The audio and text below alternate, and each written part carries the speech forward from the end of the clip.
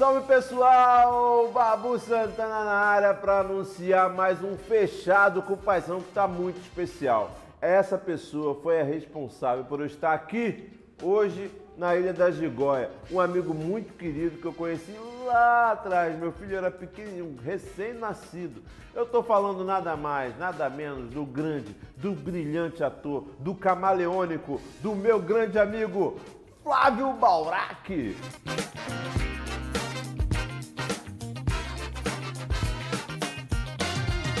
Tem uma foto de espera aqui da sua chamada. Tá você sem barba, de cabelo cortado. E Outra agora pessoa. é outra pessoa, cara. E você sabe que Completamente. essa é uma das características suas, camaleônicas, que eu mais admiro. Você consegue ser um Obrigado. camaleão, cara. Sim, Vocês que, sim. vocês que conhecem o trabalho de Flávio Baurac sabem o que eu estou falando. Vocês que não conhecem, realmente, porque ele é aquele cara daquele outro filme, sim. Né? Não parece, mas é ele, sim. É só você ver nos créditos que acho que é ele. Pô, quem viu Cartola, eu lembro que a primeira vez que eu fui ver você, eu já amigo já há muitos anos, a gente ficava se devendo, né? Essa coisa de ver, eu quero ver o Cartola, quero ver o Cartola. Aí me chamaram para fazer o Tim Maia. E aí eu falei assim, cara, eu vou aqui fazer uma pesquisa de quem faz biografia, né, tal. E é lógico, pô, sou amigo do Baurac, todo mundo falava muito bem do Cartola. E aí eu fui ver, a primeira vez que eu fui ver, a título de pesquisa, né, no YouTube, Sim. e aí eu vi você com a Beth Carvalho. E aí eu falei, ai que droga, eu botei no vídeo errado, é o Cartola mesmo com a Beth Carvalho. É sério, por isso que eu fiz essa brincadeira no começo. Eu falei assim, não, você tem que ver no crédito que é o Flávio. Eu, que sou amigo do Flávio, não reconheci o Flávio. Eu juro, para mim era um show do Cartola com a. Porque é impressionante. Você que não viu ainda, você pesquisa aí. E quando voltar, quando a gente puder aglomerar, né? Provavelmente aí, sei Sim. lá. Eu Aliás, te dou essa ideia, cara, porque você, além de cantar muito bem, vocês também vão saber nesse bate-papo aqui, que o Flávio canta muito bem. E tem essa coisa, eu queria prestar essa homenagem no começo dessa nossa conversa, porque entrevistar um amigo querido, um artista tão talentoso, dá medo. Tá? Eu estou olhando assim meio de ladinho, Fábio, mas é porque eu tô com a câmera aqui, eu estou fazendo essa introdução, que para mim tem que ser muito especial, que você é um amigo muito querido e um ator muito talentoso, que eu queria poder contribuir um pouquinho com o mundo, apresentando você para as pessoas que me seguem. Essa figura é Flávio Baurac, um ator maravilhoso e um cantor brilhante. Vamos conversar mais aqui com ele. Né, que eu já brinquei aqui com ele, ele está parecendo o Papai Noel, já falei que ele parece um camaleão, porque ele vai do A ao Z numa facilidade. Flavinho, seja bem-vindo aqui no Fechado com o Paizão. grato, muito grato estar aqui no Fechado com o Paizão. Estou super feliz por você, por nós todos. Esse lugar muito importante que você está ocupando. E nós precisamos ocupar mais esses lugares que estão vagos e que são nossos por direito. Então, fico muito feliz de estar aqui por esses e por tantos outros motivos, nossa amizade, tantos anos de trabalhos que fizemos juntos na TV, no cinema, quase fizemos uma peça também, não é? É. E, enfim, eu acho que é a vida, é a convivência e a testemunha ocular do outro, que é uma coisa tão bonita, né? Você observar o outro e participar de toda a evolução, que é o nosso caso, né? Ó, Flavinho, eu fiz o meu dever de casa, ó. Tá aqui suas perguntas. Vamos aqui, vamos aqui fazer. Eu falei pra galera, pô, me orienta aí, me dá umas perguntas. Aí, e teve coisas, eu falei, eu sei tudo do Flávio, é só mais para apresentar o Flávio pro meu público mesmo. Sei o quê. E para quem estiver passando, precisa ser meu público. Quem estiver passando aqui na nossa galera, esse aqui é Flávio Baurac, eu sou o Babu Santana, um ator maravilhoso. E eu falei, eu conheço tudo de Flávio Baurac, eu conheço tudo. Aí o pessoal fez a pesquisa, eu falei, rapaz, é. Aí eu falei, não sabia disso. Então eu estou muito curioso com essa entrevista aqui. Vamos lá. Flávio, desde Hum. muito cedo você já tinha paixão pela arte, certo? E como é Sim. que foi a sua infância A em minha relação à infância arte? A minha infância em relação à arte, ela foi percebida pela minha irmã de criação, a Helena Burlamac, de onde vem o nome Baurac.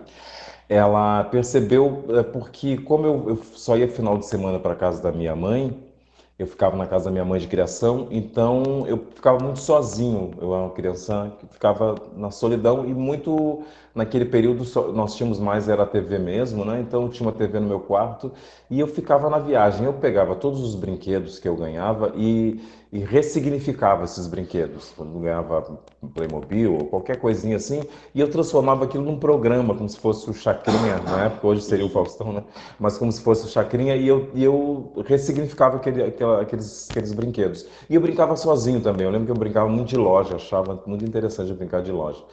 E vai saber por quê. Mas eu achava interessante.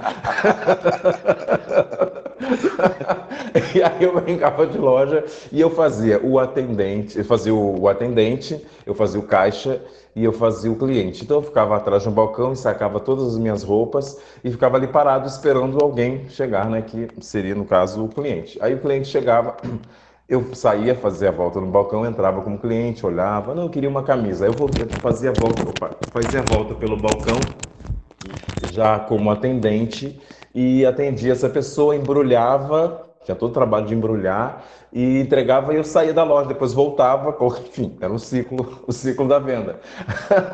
E foi muito interessante porque ela percebeu e ela deu vazão a isso tudo, né? Que eu acho que é uma coisa muito interessante para os pais, né? Que têm crianças assim que têm uma tendência artística, ter essa Uhum. observação e esse encaminhamento que é muito importante. E as nossas crianças negras, principalmente, né? Que o mundo inteiro falando que nós não temos direito, que não vamos conseguir, que não temos talento, ou que não acham atores, aquelas coisas que a gente costuma ouvir. E aí, falando isso, eu falo diretamente, endereçadamente para essas crianças, para esses jovens que pensam, que desejam, que vislumbram um futuro na arte. E eu posso falar que, ó, é possível. Olha para o Babu, olha para Baurac, olha para Érico, olha para Lázaro, olha para mulheres negras incríveis, Dani Uhum. Ornelas, enfim, muitas atrizes maravilhosas nós temos. E então acho que é basicamente isso que me impulsionou e eu fui descobrindo essa coisa e foi uma brincadeira boa, como eu estava sozinho, era a forma que eu tinha de exercitar esse lúdico na minha cabeça, né? E Uhum. esse lúdico acabou virando teatro e virou brincadeira e eu ficava muito sozinho e isso foi muito bom me descobrir nesse sentido e observação também por estar sozinho Uhum. e ser uma pessoa tímida, uma criança tímida, eu era e continuo sendo, né? Não criança, mas eu continuo sendo Uhum. observador, muito observador. Eu acho que isso também me ajudou bastante. Olha, você até respondeu uma pergunta aqui, mas eu já caio em outra aqui muito engraçada. Se você não fosse artista, o que se imaginaria fazendo e por quê? Era o quê? Dono de lojinha? Olha, vou te dizer, eu comecei muito Será? assim na intenção de ser professor. A verdade, Profe- assim, Tua loja era só uma brincadeira de criança, não era uma aptidão. eu brincava de loja. Eu acho que quando eu era criança eu queria muito ser professor, porque eu acho uma profissão Hum, maravilhosa, apesar do linda. desrespeito todo, né, que existe no Brasil. Mas o professor é uma coisa que eu brincava muito. Eu lembro que o meu irmão, que acabou virando policial, que infelizmente já está no andar de cima, Roberto Carlos, ele era sempre o diretor, porque ele era o mais bravo. E eu Uhum. fazia o professor de português, que eu adorava português. Enfim, e cada irmão, 6 irmãos, cada um tinha uma função e ocupava uma cadeira de professor, né? Minha irmã fazia matemática, então era uma brincadeira que eu tinha. Eu lembro que tinha uma outra brincadeira que eu fazia, eu pegava um espelho, vou usar o tablet aqui como exemplo, eu pegava um espelho de carro, nós achamos na rua, nós crianças lá naquela época, e eu pegava o espelho e fazia assim, como se fosse um programa. Então eu olhava para o espelho como se fosse a câmera, e como se fosse nem o celular que a gente olha, né? Se enxerga no celular, Sim. e eu fazia com a câmera assim, e olhava. Com vocês, o programa o Jornal do Almoço, uma coisa que tem lá no Rio Grande do Sul, na RBS, aí eu fazia, é uma coisa assim, muito interessante, Você né? fazia selfie? Eu Você fazia já fazia selfie selfie? com o espelho.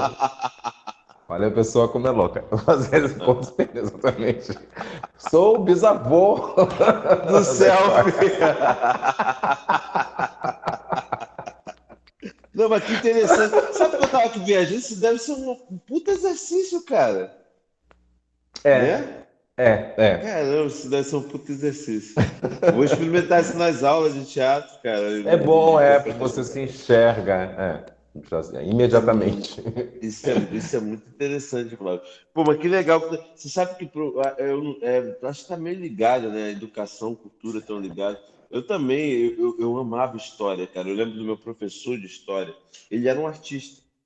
O Marcelo Valente, se você estiver vendo a gente aqui, Marcelo, foi uma Grande inspiração para a minha abraço. vida. Não só a vida como cidadão, como artista. Eu lembro que o primeiro dia de aula ele entrou na sala, ele tinha uma figura parecida com essa do Jesus Cristo que pintam para a gente hoje em dia, né?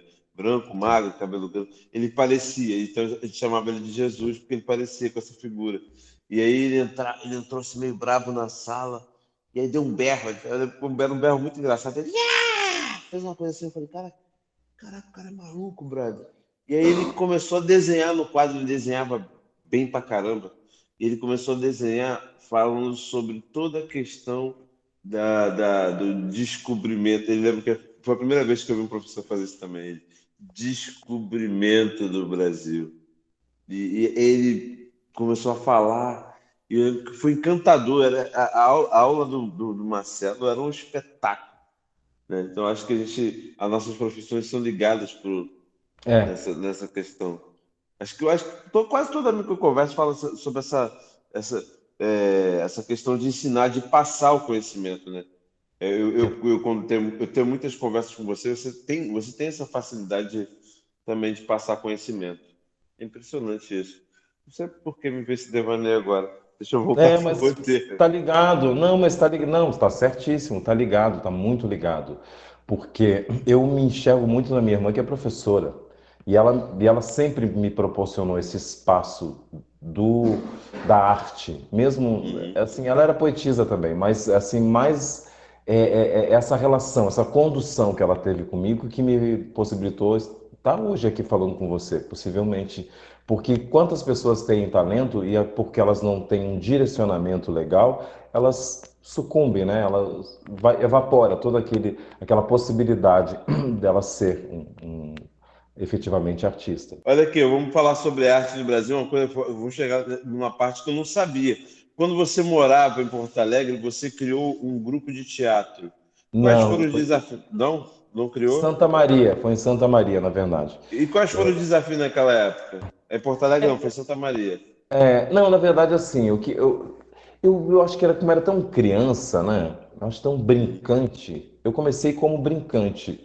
Por que que eu falo brincante? Porque era uma criança de 15 anos, que naquela época 15 anos era bem criança mesmo, e, e, eu fazia muita bagunça na sala de aula. Não façam isso, mas eu fazia e Uhum. colocava apelido, fazia, enfim, fazia desenho das professoras, um quadro terrível, assim.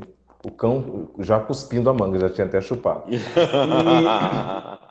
uma figura muito particular. E o dia a professora, eles começaram a perceber, né? Porque todo mundo ria, eu super sério, falei, não sei do que estão rindo. Já era o lado do ator, né? Ela falou, olha, Flávio, vamos direcionar isso de uma forma saudável, né? O que você está fazendo não é legal. Enfim, e ela me propôs entrar numa gincana, e nessa gincana eu tinha que escrever né, um texto pequenininho, né, sketch, na verdade, e escrever e se concorrer, enfim, montar aquilo, encenar, e se caso ganhássemos, todos ganhariam um ponto na média. Ganhamos. E a partir disso, eu montei um grupo chamado Grupo Improviso.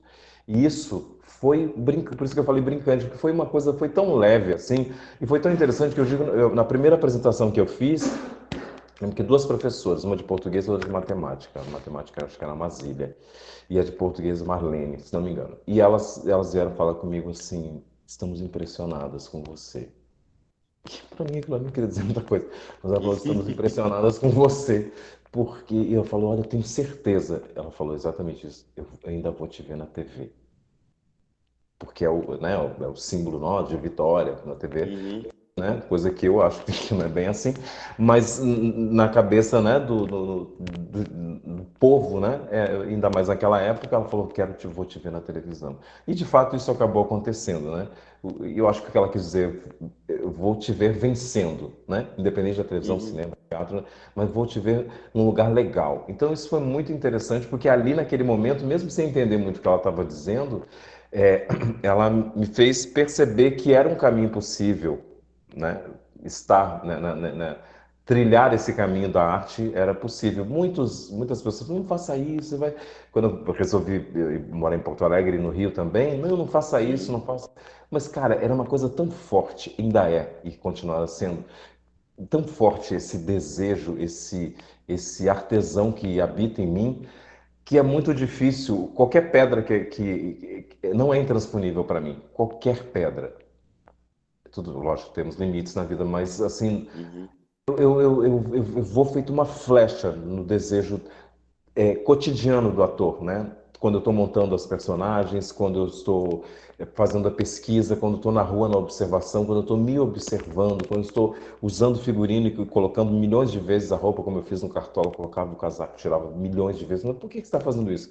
Porque me interessa me sentir confortável quando estou em cena.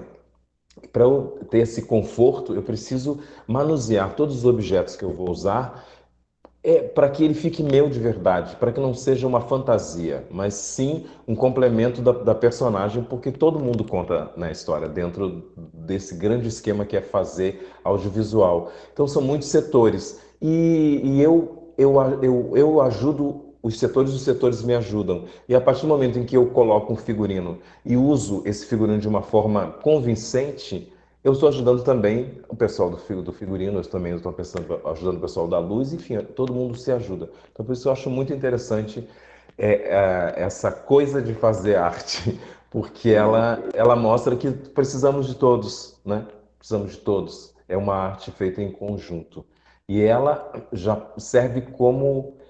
você pode levar isso para a sua vida, né? Que a vida ela fica muito mais interessante quando ela é feita em conjunto. Muito É, mais.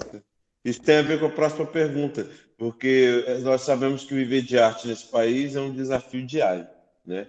E o que que você atribui tanta dificuldade para se viver de arte aqui nesse país? É a educação mesmo, eu acho que é a falta dela, porque como um povo que não tem muitas vezes o que comer, um povo que não tem saneamento, eu acho também que os ingressos são muito caros, Uhum. não chegam. Acho também que é um movimento meu como artista, né, enquanto artista, que é de desfazer esse lugar do pedestal do artista. E aí eu lembro que logo no começo da carreira, uma música que me tocou muito do Milton, quando ele fala ah, ah, ah, o artista deve estar deve estar onde o povo está, né? Tem que Está, estar onde o é. povo está. E às vezes eu vejo que esse movimento do artista está ficando cada vez mais distante. Isso é muito ruim, eu acho, porque é, parece que é um despropósito, parece que eu não consigo entender como o artista pode estar separado do povo. Eu não consigo entender isso. Eu tento, na medida do possível, não ser esse artista que fica separado do povo. Eu tento interagir o máximo e eu acho isso muito importante. Então, desfazer essa glamorização do artista e transformar o artista em alguém mais palpável, mais perto do povo. Eu acho que isso Claro. nós perdemos bastante. E vem cá, e como podemos avançar e sermos um Brasil que investe em arte? Você acha que isso é visto como um supérfluo pelos governantes, por exemplo? Sim, sim, sobretudo esse governo agora, né, que nos ataca constantemente e que é a vida, né? Nós estamos agora na pandemia e estamos fazendo o quê? Assistindo arte, séries, filmes. Então, isso que eu acho que é o mais interessante, que a própria vida ela já responde a muitas coisas. Então, estamos todos percebendo o que é importante. Percebemos que a ciência, eu já sei, né? E muitos também. Mas a importância da ciência, a importância da arte, precisou a pandemia para isso.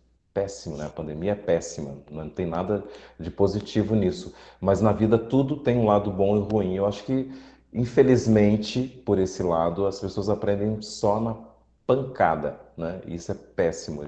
Pô, bom se aprendêssemos tudo de uma forma mais agradável, Ah, né? Mas infelizmente não. E é, eu acho que estamos exatamente nesse momento que é a curva, né? E da evolução mesmo nossa, é,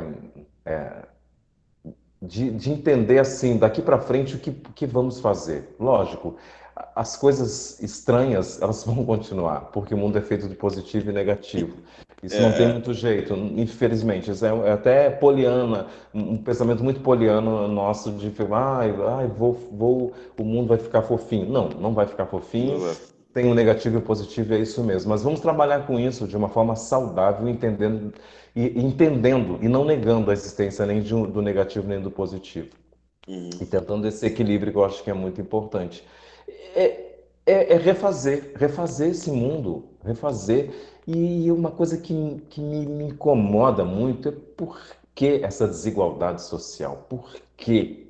Porque são tantos ricos e cada vez mais pobres. O Brasil, então, agora está, né, nesse movimento forte da destruição, de dizimar as pessoas. Então, é muito triste tudo isso. Mas está nas nossas mãos. Quando nós percebemos que, quando tivemos a noção de que essas pessoas estão a nosso serviço, que eles trabalham para nós, e não nós, né, que estamos ali à mercê com o pires na mão. Não. Então, acho que é entender qual é o nosso lugar nisso e correr atrás disso. O que aconteceu com George Floyd foi muito forte e Uhum. está causando um movimento muito importante que é de não aceitar mais essas coisas como elas são. Não devemos mais aceitar. E não aceitar, isso tem que se transformar em atitude para mudar alguma coisa. E elas já estão acontecendo. E eu fico muito feliz por isso. Muito É. feliz. Aconteceu até um caso contigo, né? Foi agora em abril, teve uma abordagem que não foi muito legal. E o que você acha dessa incoerência? É muito ruim, porque você vê o Estado manipulando todas as pessoas, você vê até um irmão seu te abordando de uma forma estranha, e que no caso era uma pessoa negra, que me abordou, mas você vê assim, que você é alvo até pelos próprios irmãos. A primeira imagem que eu tive foi do Capitão do Mato, quando eu estava passando por aquilo. E uma coisa que eu digo muito é o seguinte: eu estava saindo da ilha, para contextualizar, eu estava saindo da ilha, estava olhando o celular porque estava indo à farmácia, porque eu tenho asma, né? E estava indo à farmácia. Quando eu estava já saindo assim, um poste estava com a luz apagada, então estava um pouco escuro, e o carro parou, exatamente na Armando Lombardi, parou, o cara desceu e falou: tá fazendo o que aí? Eu meio sem entender o que estava acontecendo. Eu falei: não, estou vindo de casa. Você mora onde? Eu falei: não, moro aqui nas ilhas. E tá vestido com essa roupa aí por quê? Ué, bom, enfim, acho que não tinha nada a ver em falar sobre isso, não.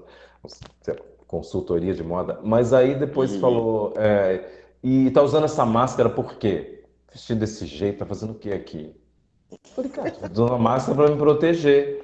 Aí quando eu tirei a máscara, o guarda bom, que tem guarda mal, guarda bom, o guarda Uhum. bom olhou assim, acho que deu uma reconhecida e tal. E o outro continuou cada vez pior. Se ele reconheceu, aí eles saíram, conversaram um pouquinho e voltou. Aí voltou mais hostil. Eu falei: já posso colocar a máscara? Ele falou assim: tá fazendo o que ainda aqui na minha frente? Por que ele não saiu daqui? Aí o máximo que eu consegui foi quando eu estava saindo tirar uma foto. Não deu para tirar da máscara, próximo da placa, mas consegui tirar foto e, enfim, aí deu todo aquele rebuliço, foi caindo na mídia e tal, e o governador, né, pediu desculpas, enfim, milhões de coisas. Mas eu fico pensando em quem não tem, que não está nesse lugar que nós estamos, que não tem como Uhum. para falar. Isso acontece diariamente. Diariamente isso acontece em todos os lugares. Está acontecendo agora, exatamente nesse momento. Alguém está morrendo, né? Alguém está sendo é, é, maltratado nesse sentido, né? Então, eu penso muito assim, as pessoas, mas você é artista, então você não sofre. Sofro sim, por quê? É tudo uma questão de distância. Se eu estiver andando numa rua e dependendo da distância, eu não sou o Flávio Balrac. Eu sou um negro que pode assustar, que pode assaltar, que pode fazer alguma maldade. Aí quando chego bem perto, a pessoa olha para mim e me reconhece. E aí abre aquele sorriso, como se eu tivesse mudado de cor. Então eu acho tão engraçado isso, e o que eu faço?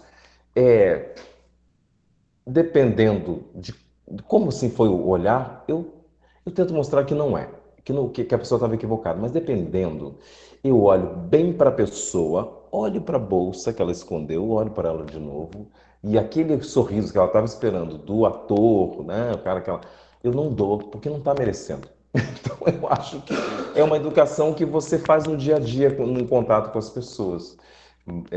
E isso aí alguém fala, não, mas isso é normal, é uma coisa da metrópole. Não, gente, não vamos misturar as coisas.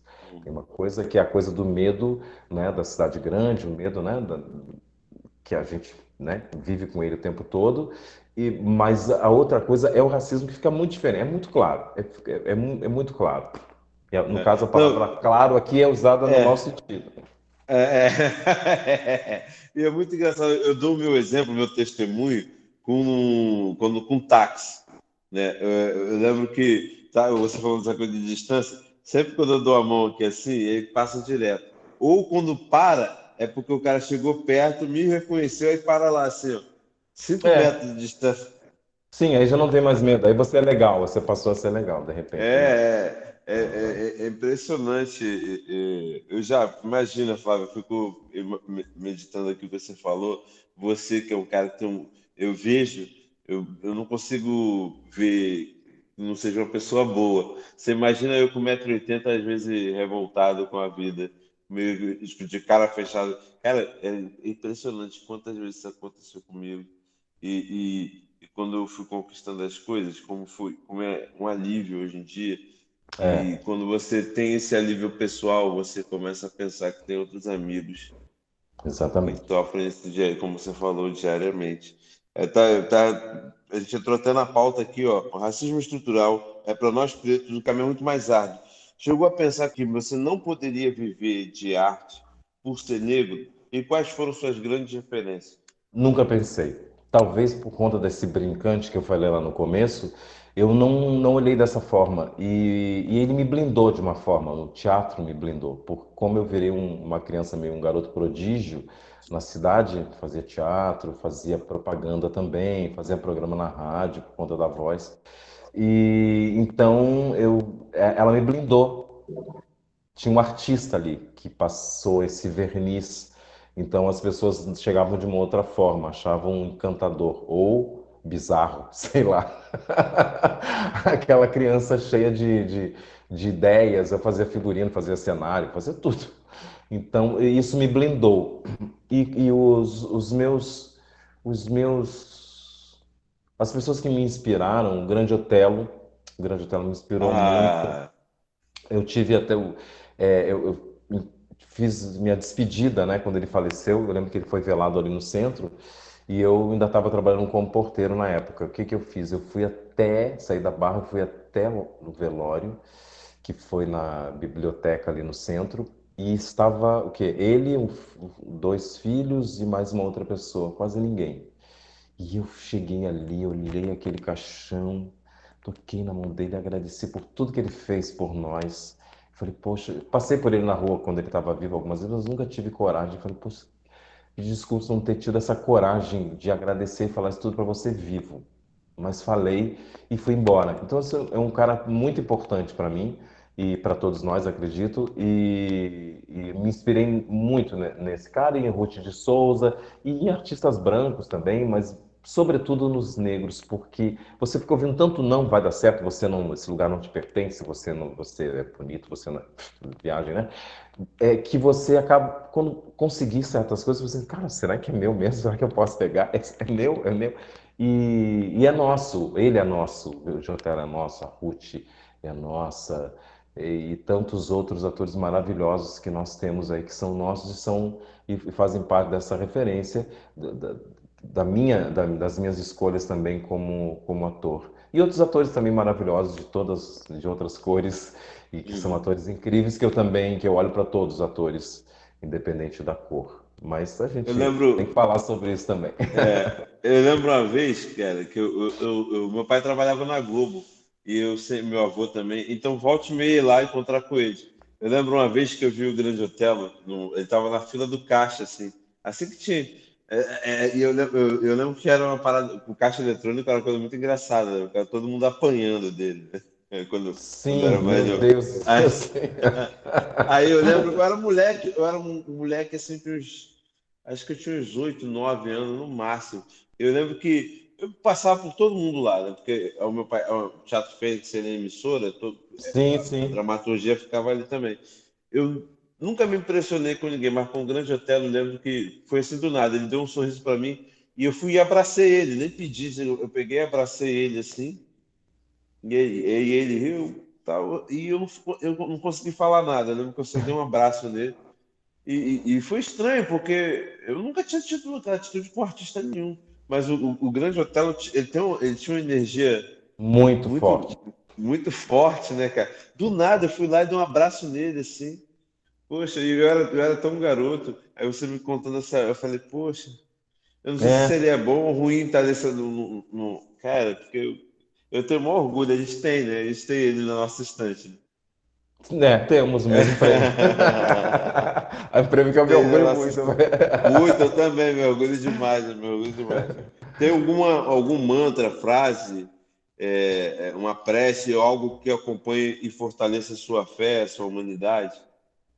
Olha, eu falei que não ia cantar, mas vou cantarolar uma que é um mantra para mim, que Opa, eu acho que tem tudo a ver com o que a gente está vivendo agora. Que é o sol há de brilhar mais uma vez e a luz há de chegar aos corações. Do mal será queimada a semente e o amor será eterno novamente. E o amor será eterno novamente. E encerro dizendo uma frase do Arthur Bispo do Rosário: tudo está no mundo, mas é só para quem enxerga. Fechando aspas, que eu nem abri. Vamos enxergar, gente. Vamos deixar de com ser certeza. cegos. Por Com favor. certeza. Flavinho, cara, eu tô amarradão porque eu tive essa de. Eu tava nervoso porque a gente foi entrevistar os amigos. E nem fui entrevistar a Preta. Fui entrevistar a Preta e também fiquei nervoso. É mais fácil você entrevistar pessoas que você não conhece. Mas assim, é impressionante como vocês me surpreendem. É por isso que eu admiro tanto vocês. Como vocês me surpreendem. Como tantos anos de amizade, você não é uma pessoa que é interessante se visitar, conversar e Oh, querido. descobrir novas coisas. Eu queria agradecer muitíssimo, muitíssimo, muitíssimo a sua disponibilidade aqui, as suas palavras inspiradoras. Né? Quando eu comecei a fazer o Fechado com o Paizão, eu vou te confessar, o Fechado com o Paizão foi quando eu falei assim, eu vou com meu amigo, vou chamar meu amigo Flávio Baurac. Aí alguém falou assim, quem é o Flávio Baurac? Eu falei, oi? Não, há alguma coisa errada com o mundo. Quem que não sabe quem é Fábio Baurac? E eu comecei a ter essa preocupação. Então, o Fechado com o Paizão, ele tem, eu tenho essa coisa assim, esse que é o Fábio Baurac. Como você não sabe quem é o Fábio Baurac? Como assim? Mas o Enfim, mundo, com tantas desse... informações, né? É normal. O mundo tem muitas informações hoje em dia que a gente não consegue, não comporta na nossa cabeça, né? Eu tive, Hum, brevemente falando, eu tive no Festival de Cinema, no Festival de Cinema do Rio, e, e uma menina diretora estava lá, e não era o Festival do Zósimo, Bubu. hum, E uma menina, uma diretora de cinema estava lá, negra, né? Enfim. hum. e alguém falando, Balrog, assim, conversando. E ela veio falar comigo, não sei, porque eu sou diretora, eu estou fazendo um trabalho aqui e tal. Aí ela falou, aí alguém falou assim, não, mas ela não sabe quem é. Ela falou assim, e você é quem aqui? Você é diretor? Eu falei, não, eu não sou ator. E alguém falou, chamando um cantor. Não, mas peraí, o Balrog. Então eu falei, não, gente, não tenho obrigação de saber quem é quem. Não tenho obrigação nenhuma. O mundo é cheio de informações. A gente tem que entender que nem tudo aliás, as pessoas não sabem tudo, não conhecem tudo, não conhecem todo mundo. Ok, uma diretora negra, mas era jovem. Então, ter 54 anos me deu uma coisa muito boa, que é parcimônia, que é ter um pouco mais de paciência com as coisas, com os seres humanos, comigo mesmo. E eu sou ariano, né? Ariano no meio, ariano com Libra e a Lua em Áries. Então, assim, eu esmaguei Libra assim e sou terrível. Às vezes eu mesmo não me aguento. Mas fui aprendendo que isso não é mais tão importante assim. Quem tiver que saber, saberá. Isso é que é importante. Aí vem a frase do bispo: tudo está no mundo, mas é só para quem enxerga. Alguns não enxergarão. Faz parte. Mas assim, eu enxerguei, o país inteiro enxergou o seu talento, a sua coisa, essa genialidade que é você, Balrog. Muito obrigado, cara, por tudo. Você foi a inspiração do meu programa, por exemplo. Oh, Queria te querido, dizer isso. Então, obrigado. estar aqui, esse é meu amigo Flávio Balrog, essa pessoa maravilhosa, né? E eu espero que vocês continuem aqui assistindo. Eu vou continuar meu papo com o Balrog, porque a gente é vizinho, não sei por que essa conversa não foi feita aqui no sofá. É verdade. 2 metros de distância, tudo certinho. Só para não quebrar a corrente, só para não quebrar a corrente. Para isso também manter uma estética de programa. Ai, Muito obrigado por parabéns existir. pela sua história, parabéns por todas as coisas maravilhosas, coerentes que você falou, necessárias, né? Tem que falar, tem que repetir, o óbvio, hoje em dia ele é necessário. E por toda a sua história, sua trajetória, pelos seus filhos e pelos trabalhos lindos, inclusive quando você estava no Big Brother, eu assisti um filme que você fez, que agora eu não recordo o nome, que você faz um homossexual Café com brilhante. canela. Café com canela, o que é aquilo, velho? O que você falou sobre mim, agora eu falo sobre você no seu lado artístico. Você me surpreende sempre, porque esse trabalho eu não assisti. Eu assisto praticamente tudo que você faz. E de repente eu me vi assistindo aquilo e falei, caraca, quebrou tudo, quebrou geral. Muito bom. Tinha que falar isso, que bom falar isso em público. Parabéns, você é surpreendente, um ator maravilhoso. Muito grato por tudo que fizemos juntos e faremos. Faremos. E ter música, em vocês que estão ligados aí no programa, nós estamos cantando, porque a gente é assim mesmo, nada, a gente não é limitado, ninguém coloca a gente numa caixinha, e tamo Não. aí. E o Estamos Jô juntos. falou um negócio muito legal. O Jô Soares falou que o artista é igual a mão, os talentos são os dedos. Ai, caramba, agora você deu um problema pro Plínio. Como é que a gente encerra esse programa? Com qual frase? Valeu, Balrog. Gente, esse aqui foi Flávio Balrog e você tá no Fechado com o Paizão. Valeu, Balrog. Falou, mano. Foi divertidíssimo.